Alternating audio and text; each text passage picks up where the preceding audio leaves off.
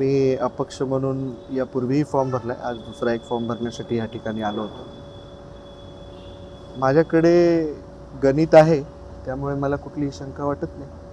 किती संख्याबळ आहे तुमच्याकडे? निवडून येण्यासाठी जेवढं लागतं तेवढं माझ्याकडे संख्याबळ आहे. 452 मतदार आहे. तुमच्याकडे किती संख्याबळ आहे? ते आज मी संख्या सांगणं हे उचित होणार नाही, पण निवडून येण्यासाठी जे काही गणित लागतं त्या गणितापेक्षा 10-20 माझ्याकडे आगाऊचीच आहे. पक्षाकडून का भरला?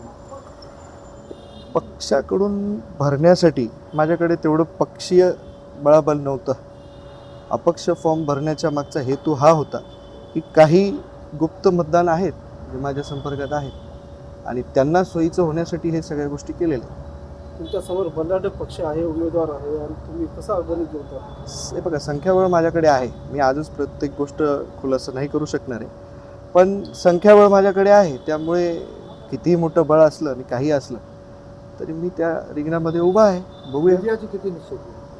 विजयाची किती निश्चिती आहे? 100% निश्चित.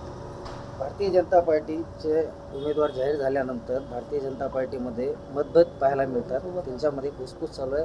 ते देखील आपल्याला मदत करतील असं वाटतं का? नाही, हे बघा, शेवटी प्रत्येक पक्षामध्ये ह्या गोष्टी चालू असतात. आता त्याचा कितपत मला फायदा होतो, त्यांना फायदा होतो, हे सगळं काही आता मतदानाच्या नंतरच लक्षात येईल आपल्याला. तुमच्या वडील तुमच्या संग आहेत का? माझे वडील माझ्यासोबत आहेत.